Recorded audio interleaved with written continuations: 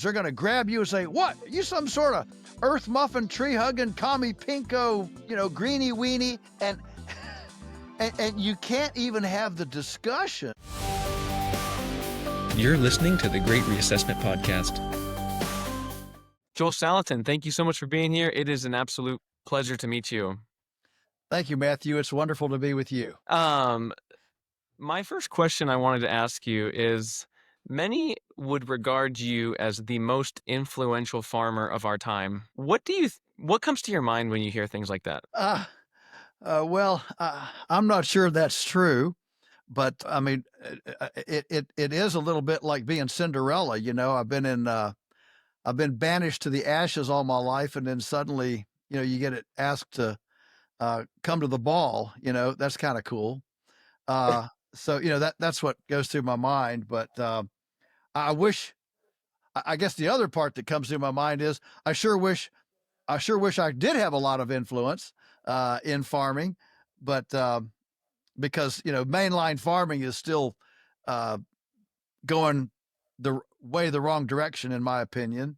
And I wish I could snap my fingers and actually exert some influence. So, yeah, let's talk about that a little bit. I recently read an article that you wrote called "The Politics of Food." It was an article in Homestead Living.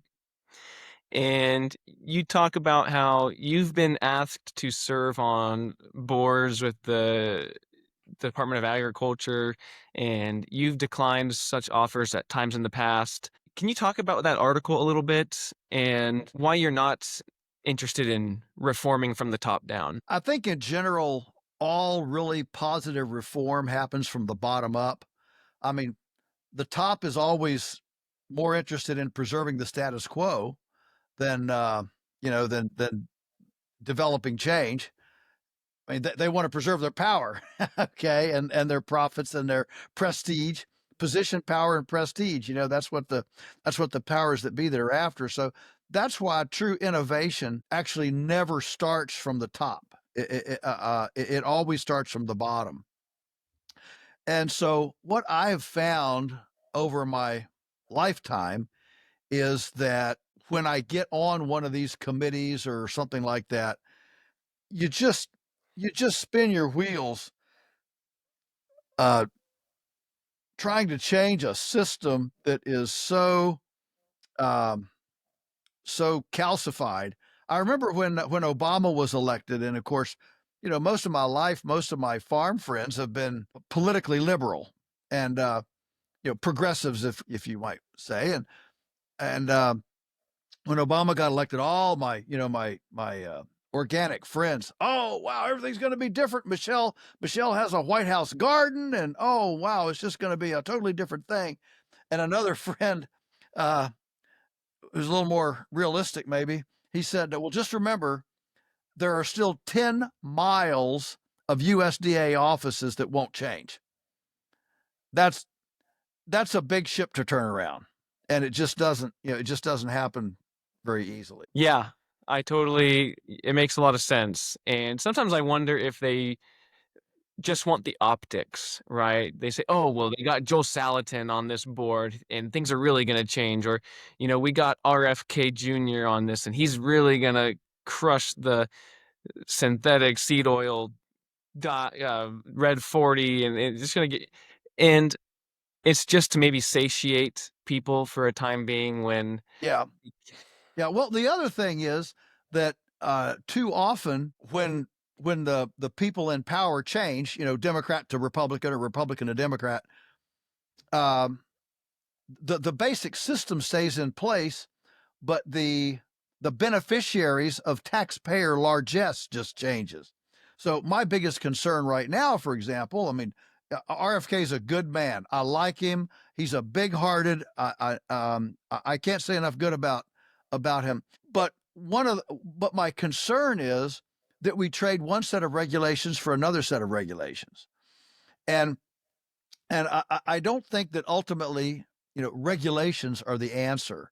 I'm pretty libertarian, so I like I like informed consent and market decisions, and so I back up and I say, all right, we have a very ignorant consuming populace. how do you mitigate ignorance? And you don't mitigate ignorance by additional regulation, even if it's a regulation that I might agree with. You don't mitigate ignorance that way. How you mitigate ignorance is that you actually allow people to live with the consequences of their decisions. And when you live with the consequences of your decisions, then you start taking your decisions more seriously. And so what we have right now is a food system where, as long as it has a USDA stamp on it, everybody says, "Oh, this must be safe to eat. It must be good to eat because it's got a little USDA stamp on it." Well, that goes on Coca-Cola. It goes on gummy bears. It goes on Twizzlers, and Skittles, and it goes on all sorts of things. And so, how you, in my view, just like a child, how do you develop, discernment? You develop discernment by, okay, Johnny, you can make that decision, but you're going to have consequences from that decision. Yeah, you can spend your money on that bright shiny object, and you'll find out if bright shiny objects bring happiness or satisfaction. And if that was a good deal when you look at your piggy bank and it's all gone now, and so I view basically most of that. Doesn't mean I tell Johnny to, well, put your fingers in the light socket, let's see. No, let's be reasonable here. But the point is, one of the reasons that people just lollygag along at 75% ultra processed food is because the government said it was okay, so they don't have to think about it. And they assume that, well, if I get sick, insurance, Medicare is going to pay for my sickness, and the hospital has to take me when I go. And so we've created the safety that these supposedly highly sophisticated safety nets have made us extremely, have made our discernment muscles lethargic, because we don't have action and consequence either in proximity or in personal agency. And so that's why I say that we need to create a more robust consequence to decisions.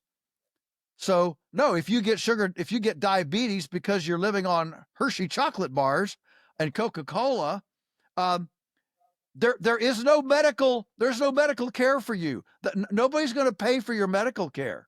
Guess what? Suddenly people start thinking about what they eat. Yes, that's absolutely true. And it sounds like you could apply that logic to everything, and it's talking like a free market set of ideas. And it seems like it's very common sense, and it incentivizes people to really research their own decisions and to be prepared to live with the consequences of that.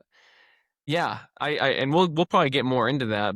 One of the first questions I really wanted to ask as we kind of get into farming and things like that is, what does an average day look like for you when you're home? So yeah, when I'm home, which is less than it used to be, when I'm home, I still am in charge of moving the Eggmobile, which is a portable chicken house on wheels that follows the cows. So we move the cows every day. So I kind of handle the Eggmobile when I'm home, and then I generally when I'm home, I move our home cow herd. We have multiple herds on other farms. And so I kind of do the one here at home. I set up cross fences and, move the herd, set up the water tank, that sort of thing. That's kind of morning chore, evening chore. And then in between, it's everything from desk work to, cutting wood to, helping out, wherever I can step in, running the sawmill. I do a lot of the planning. I do a lot of the negotiations now for customers, for deals and things. But yeah, I'm actually a very much a part-time farmer now, from the hardcore out farming. The crew still comes to me when they need a big tree cut. I'm still the main chainsaw guy. So So I enjoy that, and I very much enjoyed the sawmill. Oh, I enjoy it all. Uh, but but my day is chores in the morning, chores in the evening, and then usually some work. I mean, I love to take the mattock and go chop thistles or multiflora rows, or I clean up a lot, the fence lines that get brushy and woody. I'll take the chainsaw and and clean those. So just kind of trying to keep ahead of things. Yeah, I am curious because I want to get your perspective on that interaction with the environment, that interaction with the land component, because you're obviously successful.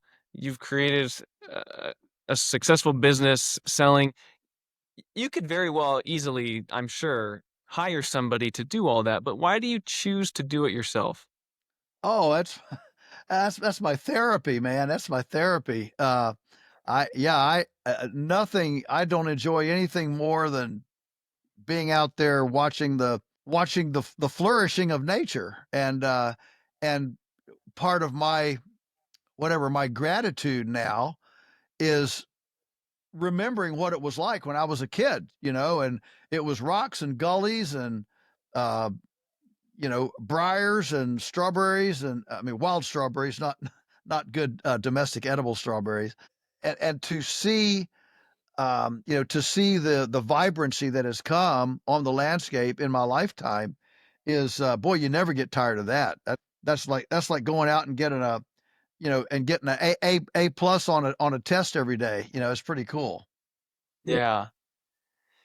I've heard you speak in other podcasts about this, but this idea of Christian stewardship as it relates to the environment, as it relates to farming. Could you explain that for some of the listeners here? Like, what is Christian stewardship towards the environment? Because you can look out in the world and you see people vandalizing or protesting in the name of saving the environment. But when I look at your life, I think you're saving the environment. And can you can you just kind of talk about that topic a little bit? Yeah. So uh, we'll start just by saying that in general, the faith community has not embraced. It has just simply not embraced uh, creation stewardship. I mean, if you go to the average, especially a conservative church, and you say, you know what, instead of having styrofoam plates at the church potluck, how about we use paper? Or better yet, how about we go down to the Salvation Army to the thrift store and buy some mismatched plates, and everybody will eat on a plate. We'll wash them, and we won't have any trash to take out at the end of the potluck. I mean, if you dare to suggest that, one of the church leaders, they're going to grab you and say, "What? Are you some sort of earth muffin, tree hugging, commie pinko, greenie weenie?" And, and you can't even have the discussion because the faith community has essentially branded the environmental movement and community as a bunch of pagan creation worshipers. And And I would suggest that as creator worshipers, we view the environment as it's God's stuff. It's not my stuff, it's God's stuff. And do you really think God is who gave us soil and air and water? Do you think if I were God and this were my stuff, would I be happy with infertile frogs, three-legged salamanders, eagle eggs that won't hatch, and a dead zone the size of Rhode Island in the Gulf of Mexico? Probably, I'd say, hey, somebody's been rooting around in my backpack here and messed it all up. That's what I would say. And this creation stewardship idea, I think, has a couple parts to it. One is to recognize it is God's stuff. That's number one. Number two, if we are stewards and it's not ours, how are we giving him a return on investment? And finally, I think the third component of that is that the reason that there is this physical around us is that God needed an object lesson to illustrate his provision to us. And so how do we leverage the physical environment around us into a divine object lesson, i.e., how do we when somebody leaves our farm, I want them to say, "Oh, we just saw mercy. Oh, we just saw love. Oh, we just saw charity. We just saw abundance." These are great, spiritual principles, but as humans, we need a lot more than just an academic focus group to sit around and describe mercy and forgiveness and things like that. We need an object lesson. And so when we build forgiveness into the landscape by, for example, building ponds to catch surface runoff, to eliminate flooding, and then be able to irrigate when there's a drought, that is building forgiveness into the landscape. Now, environmentalists doesn't call that forgiveness. They call that resilience. We're going to build resilience in. But as a Christian, I like to use the word forgiveness because that's what it is. It's forgiveness. Is the landscape going to get whacked? Yeah, there's going to be tornadoes and droughts and blizzards and all. So how do we build forgiveness so that when it gets whacked, it can withstand that? And that's what God does to us. Do we whack around with, error and mistakes and sin? Yes. But God has built in through his mercy a way that no matter how we mess up and how much we're buffeted, there is forgiveness for our mistakes and our inadequacies. And that's the same way we do to the landscape. There is forgiveness. We can build ponds. We can build organic matter. In our animals, we can build immune systems. All those things so that when there is shortcomings, there is a forgiveness built into it. That's the idea. I love that. That's beautiful. I've never heard of or actually thought of it in that way about displaying some of these godly attributes in the land around us, because we interact with people all the time. You can have a business deal with an individual who's godly and upright in character and have that interaction, and you can try to imitate people. But what is it like to interact on a day-to-day basis with land that sustains you and provides for you, but you're seeing some of those characteristics on display, some of those traits like mercy and forgiveness? And that's a really thought-provoking thing that I've never thought of. But what I hear you saying, I think, is that you also don't subordinate the creator to the creation. That's right. And that's where a lot of blue-haired protesters, Yeah. they've subordinated God to nature, and they are being very religious or at least very zealous in their attempts to save their souls, quote unquote, from this day of judgment if we don't fix the land. But it actually works itself out when you keep God on top, and as an outworking of your faithfulness to him, you take care of the land. Yeah. A God that says he cares if a sparrow falls and numbers the hairs on our head and cares if you muzzle the ox that treads the corn, and whether you cut the tree in the land of Canaan when you go in, the tree of milk and honey that I'm giving to you, don't cut that tree. It's there for you for food. He certainly cares. He certainly cares whether I'm destroying pollinator habitat. He certainly cares if I'm turning rich topsoil into rocks and gullies.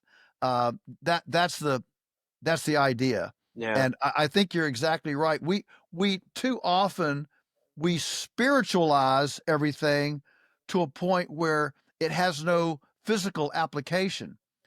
But we are physical beings, and our actions, not just our thoughts, but our actions actually have consequences.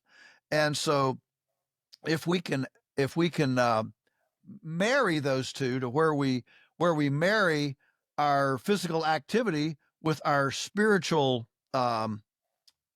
whatever thoughts, then we actually have a much closer, certainly a more consistent, a more consistent lifestyle. Yes. And I can't help but this is great. Do you have a landline at your house? Yeah, we do. That's amazing. I just have to say that's amazing.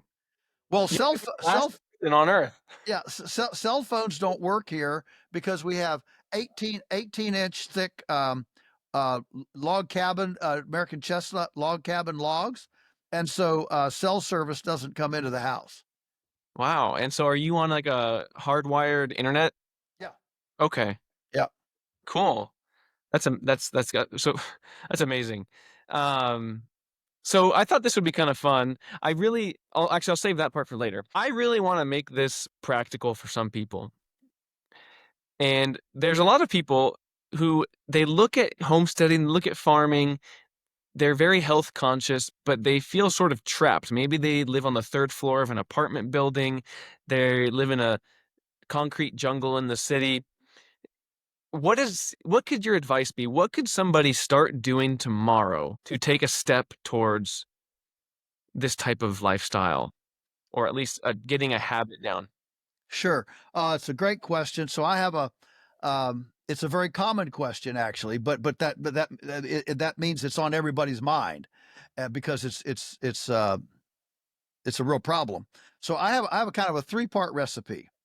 The first part is get in your kitchen. That sounds elementary, but actually Americans don't spend much time in our kitchens. I mean, the average American family spends something like 15 minutes a day in their kitchen, actually preparing anything. I mean, 75% of what we eat is ultra processed.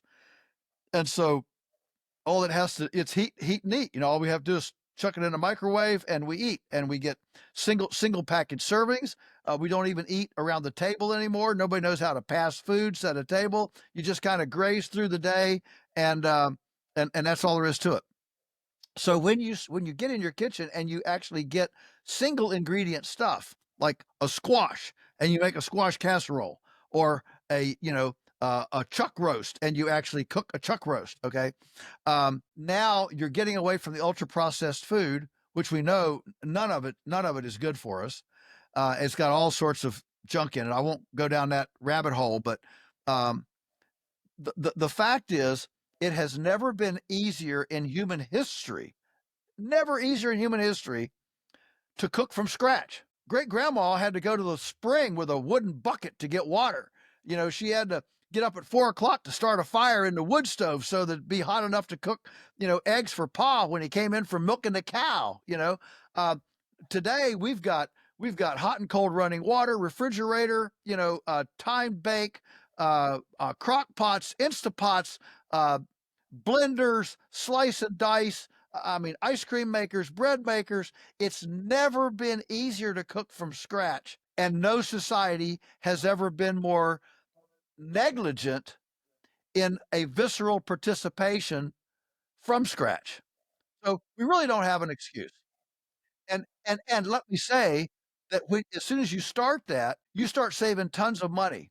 Listen, I was in a Teresa's my wife, but her birthday was last week, so I had to go to the store and get a birthday card. I never go to the store, so I go to the store. I get this birthday card. Well, I can't just go get a birthday card. I got to go look at the meat, So I'm in the meat business, so I go to the meat, and I had no idea. I saw Lunchables, Lunchables. Those things, Lunchables, $14 a pound for Lunchables. It's half bread. There's a little slice of cheese, a slice of bologna, and and I'm sitting there thinking, I mean, a pound of our ground beef, grass finished, top of the line ground beef is only $8. You can almost get 2 pounds of our ground beef for a pound of Lunchables that's just junk. The point is, but if you get a pound of our ground beef, you have to cook it. It's not a Lunchable. You have to cook it. The point is, convenience is expensive. Convenience is expensive. It is not cheap. That is not cheap food. So as soon as you get in your kitchen and you start cooking from scratch, you've just saved half your grocery bill. Now you can buy better stuff. That's number one, get in your kitchen. Number two, do something yourself. So this could be as simple as sprouting some mung beans on the windowsill in a quart jar.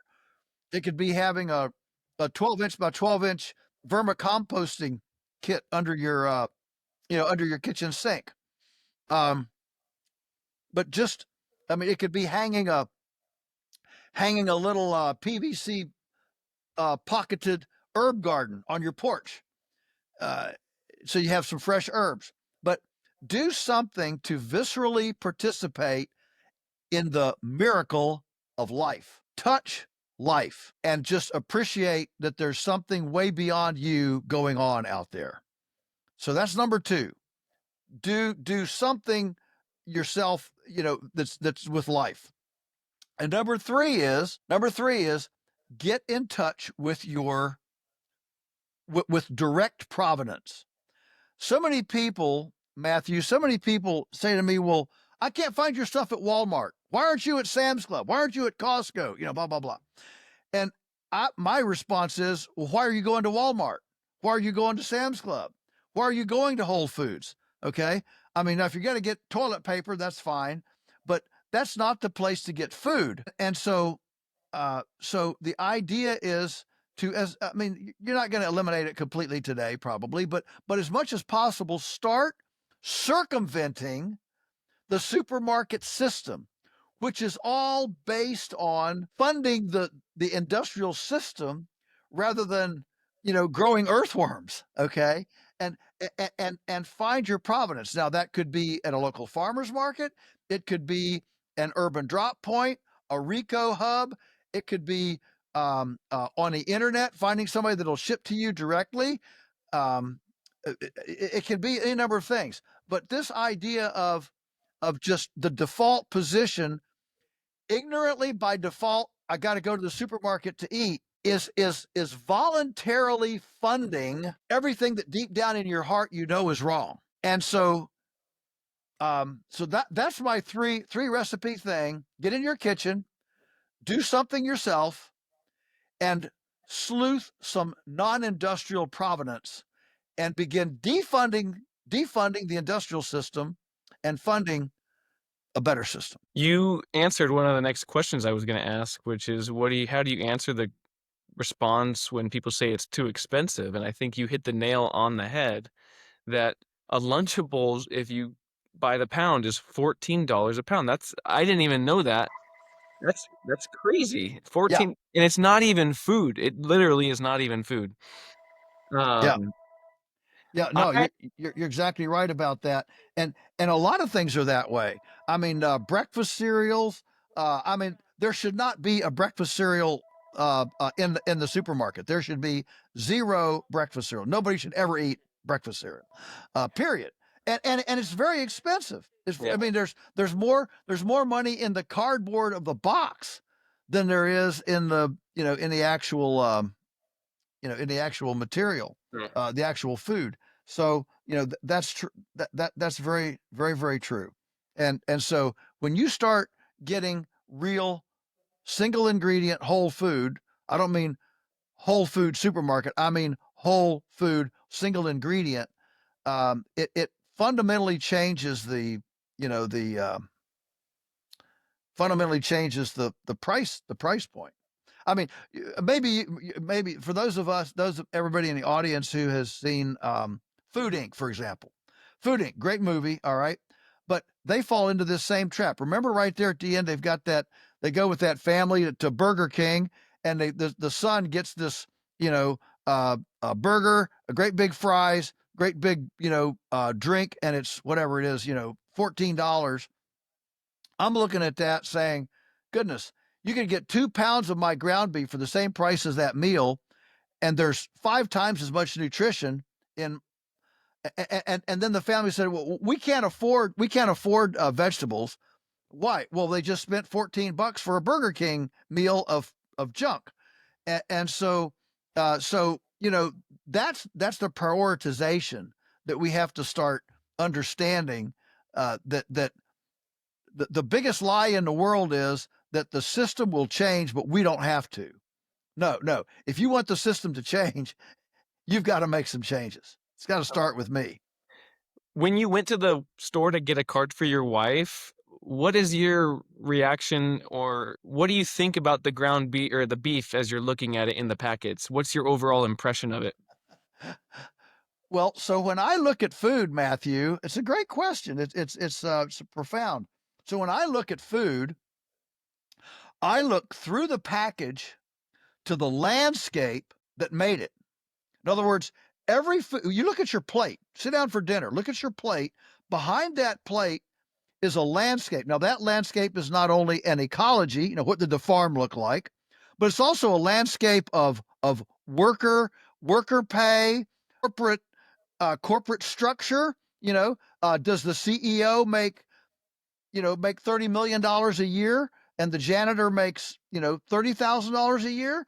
I'm not a totally egalitarian, but I also don't think that I don't think anybody needs $32 million to live on. Okay, and there needs to be less competitiveness and more collaborative kind of business arrangements. And so when I look at a morsel of food, I'm looking through that food to the entire system, landscape, people, relationships. Is that a system that builds the kingdom of God or the kingdom of evil? What does that build? What does that create?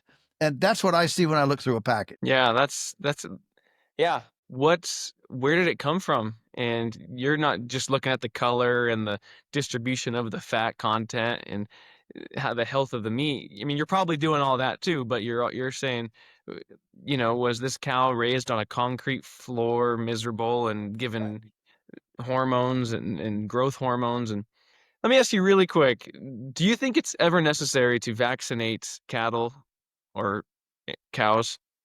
No. Can you tell me why? That's the shortest answer you'll ever get.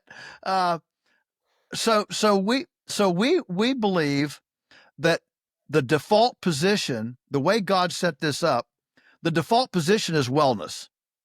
And if you don't have wellness, then we have messed something up. So when we have something that's sick, our first reaction is not, oh no, those nefarious disease fairies sprinkled some woba dust, on our farm and made something sick. No, the first thing we do is say, well, what did we do to mess it up? What did we do to overcome the immune system? Now, there's a lot of ways to overcome an immune system. You can do it because things are dirty, sanitation. You can do it nutrient deficiency, inadequate diet, stress. You can have animals too crowded or too uncomfortable, too hot, too cold, too whatever. You can do it genetically.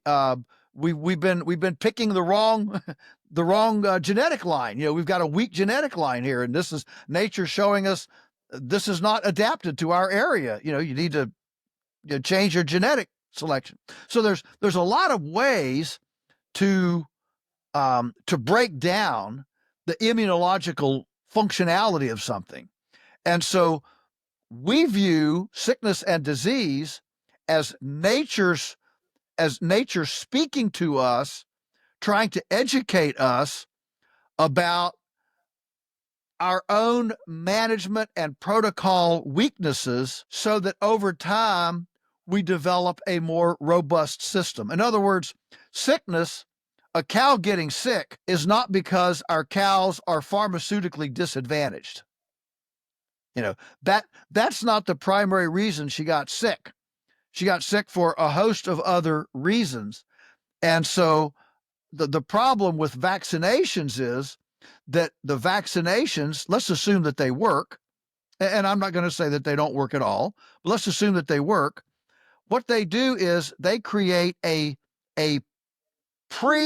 pre-spoken crutch that then we can never find out if our protocol, genetics, habitat management is weak. Suddenly, nature can't teach us.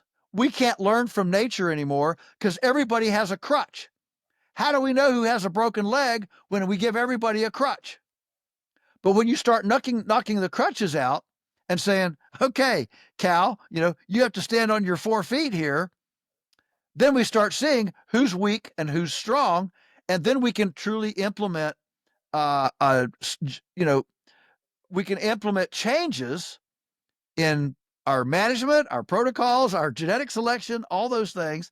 We can change our system so that it becomes a more animal-friendly, robust, vibrant system, because nature can speak to us. It's not being muzzled, or we're not putting a gag on nature's language to us by giving everybody a vaccine. Yeah. That's a good answer, I think, and I think there's a lot of wisdom there. I'm definitely gonna remember a lot of that what you said. Um, as you're spending time with animals, this is just a question that popped into my head. What's it like for you when an animal dies? Do you get sad, or have you seen it so many times where you're just sort of used to it?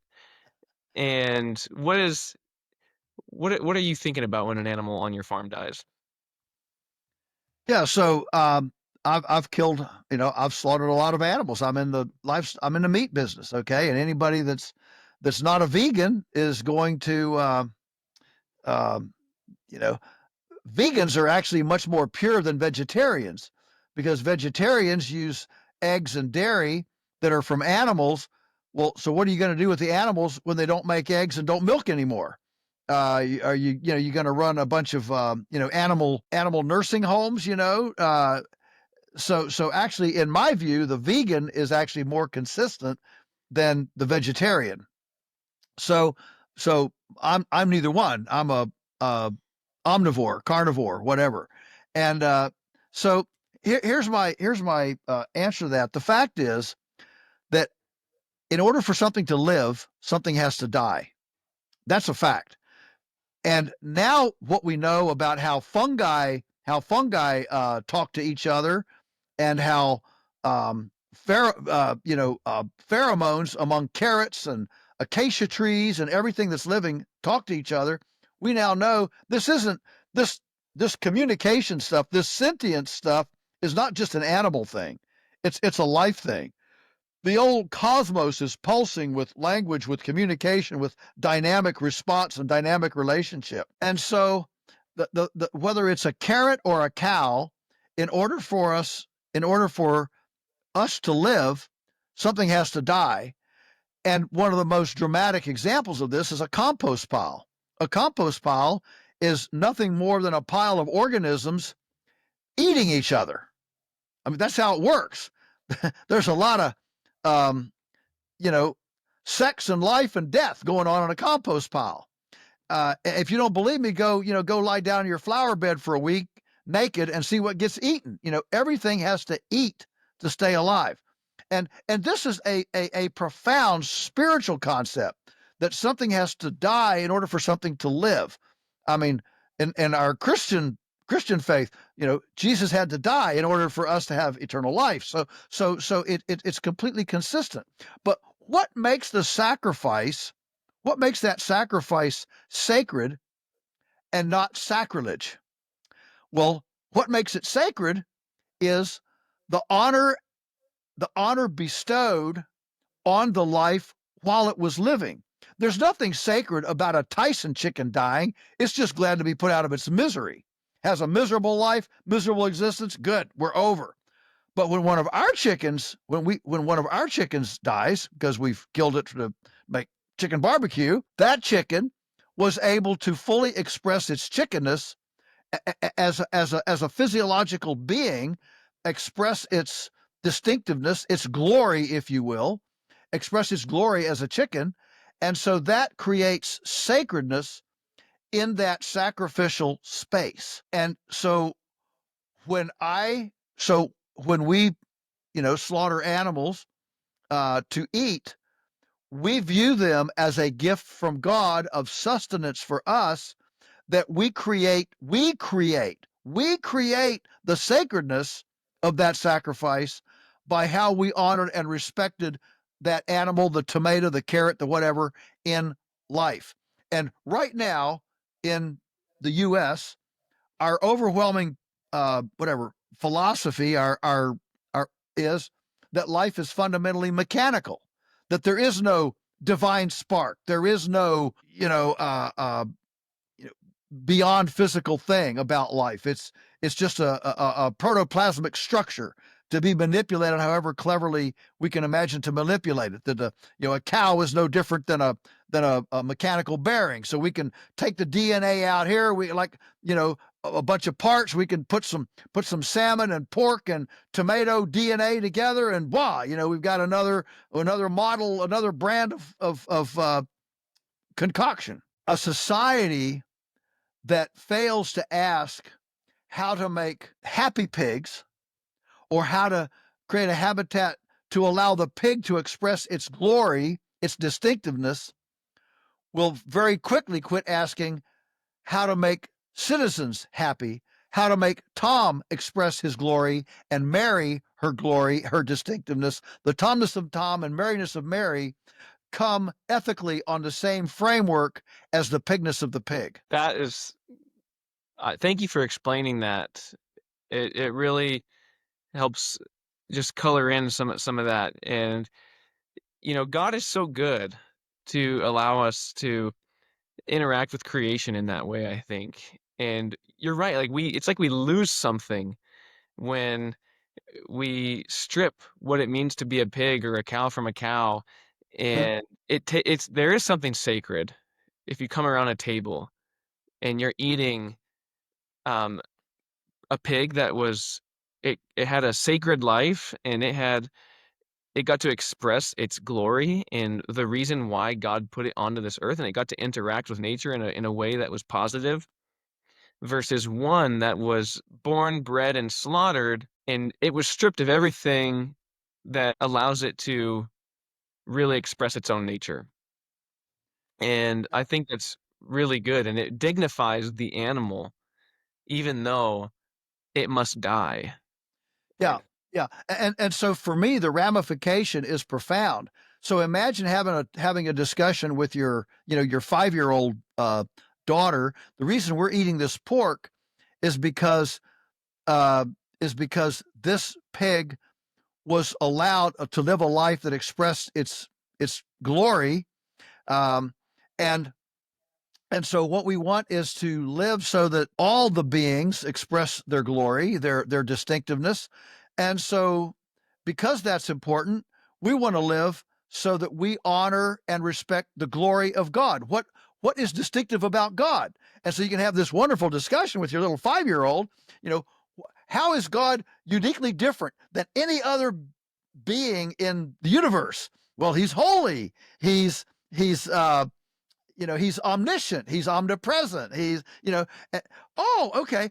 And so that kind of discussion can it can flow as normal as anything when we start putting this kind of value on a consistent physical spiritual plane, and so that we integrate what we believe with what we actually do, and that gives us a really elevated place to think and live and do. Yeah, I mean, it's sort of like your interaction with God's creation, your daily interaction with the things of God are not absent throughout the whole day. A lot of people, they wake up in the morning, they read their Bible, they spend time in prayer, and then from 9 a.m. to 5 p.m. when they're working, they're sort of checked out. But to be getting these touch points throughout the whole day as a farmer, as a homesteader, it fills you up with just an understanding about God's goodness and his plan for creation and his goodness to allow us to experience those things. And we're really missing something when we check out of that. And so I love talking to farmers. I love talking to you because farmers just get down to brass tacks. They see the world clearly, I think. I think Mhm. you see the world clearly, and I get that as I'm speaking to you. And everything we've talked about just has an air of discernment, and I hear freedom and wellness. And my last question I kind of wanted to ask you about is one of the things I talk about on my podcast quite a bit is Bitcoin. And I kind of want to know if you've had any opportunities to study Bitcoin. What are your initial reactions to Bitcoin? And do you think it's a force for good? Wow, that wasn't one I was expecting. Uh, so so I don't have a smartphone. I've never done an app. I've never done a QR code, and I've never texted or received a text. So I am completely out of the matrix on Bitcoin, and I don't trust anything that is electronic. It can all be hacked. It can all be manipulated. And so I like paper. I like pencils. uh, we still write checks. We don't do any direct deposit or direct, uh, you know, nobody can take anything out of our bank account. We still write checks, lots of checks. Um, and so you can call me a Luddite, but um, I, for what I don't, I've read some books on Bitcoin. I'm certainly familiar with it and try to digest it. I don't understand it at all. I don't understand it at all. It doesn't make any sense to me, and so I don't want to invest in anything that doesn't make any sense to me. And so that's where I am with Bitcoin. Yeah. No, and you make a lot of solid points, and obviously you've been extremely successful. You're doing well for yourself. And what's interesting is that people will talk about Bitcoin and they don't have an understanding of the problem. So Bitcoin, I believe, is a solution.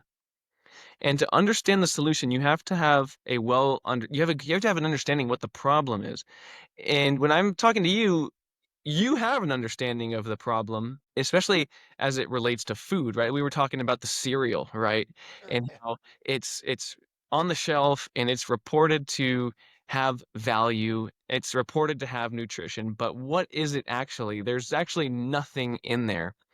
And if you look at our money in the United States, our money, the dollar, right? It used to be gold backed by gold and silver. Right, right, It's sort of like that cereal that's on the shelf. It's not backed by anything. right.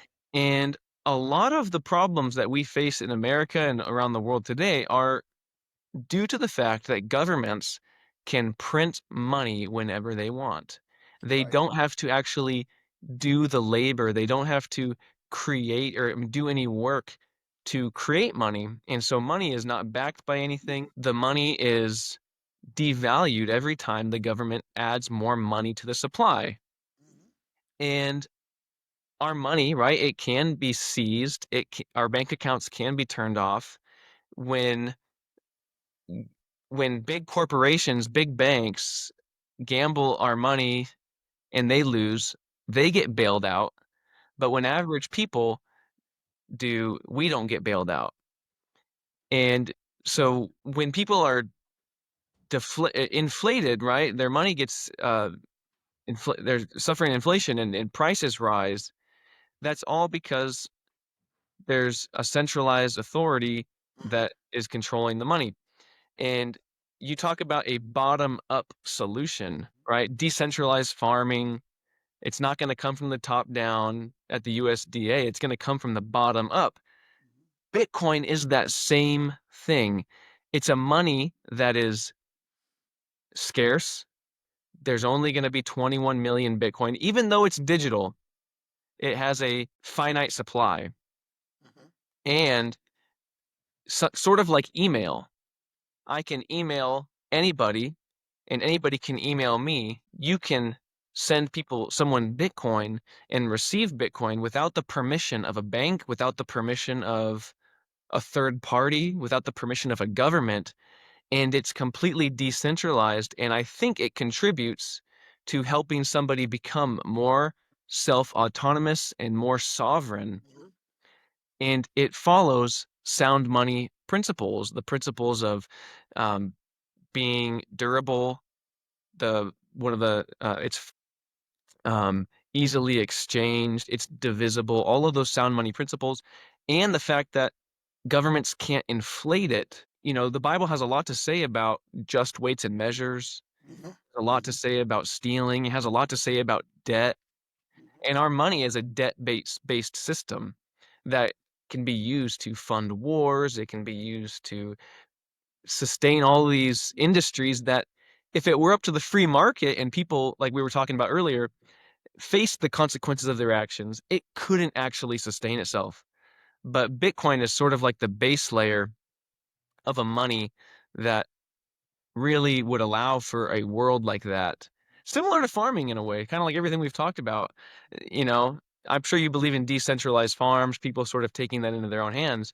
Well, Bitcoin is, and I get that it's digital and that can scare a lot of people or be a cause for not understanding it, but just a few hours of research, I think people will understand what separates Bitcoin from all these other crap cryptocurrencies. Bitcoin is in a category of its own, and I think it's a force for nature. And you know, it's worth looking into. But there's also something to be said about just living off grid, and you can live on the land, and you got your cows, and there's something definitely really peaceful about that. And I actually admire that about everything you were saying as Yeah, well. well, I think there's when you start talking about value, um, the real value is um, living and knowing people and your own ability to grow things, fix things, and build things. If you're invested in people who know how to grow things, fix things, and build things, that's going to be better than just about anything, because that's actually community and actually has physical inherent value. So yeah, I mean, if you want to do Bitcoin, that's fine with me. I've read several books on it. I've talked to the gurus a bit. I'm not in yet. Maybe I'll be sometime, but right now I'm building ponds and growing grass. Which I would argue is more important. What you're doing is more important because people have to live, people have to eat, right? Yeah, sure But do. money is a tool that allows us to interact with each other. That's right. And it's That's right. really a question about, well, what is the best money as a tool for freedom? And I would say Bitcoin is. And gold and silver, gold was great money for a long time, and it still is, but I think there's something better now. And so that's the last thing I'll say about I, that. gu- But I guess we'll see, won't we? yes. Time will show. Joel Salatin, thank you so much. I hope I get to meet you in person one day. It's just been a real pleasure and an honor to speak with you. And I just want to thank you for the knowledge that you provide to the world about farming. And when I think about people who influence the world for the better, you're doing that. And so thank you so much. And um, it's just been a real pleasure. Good. Thank you. Thanks for having me. I hope you do come and visit. We'd love to have you. Thank you. Take care. You too.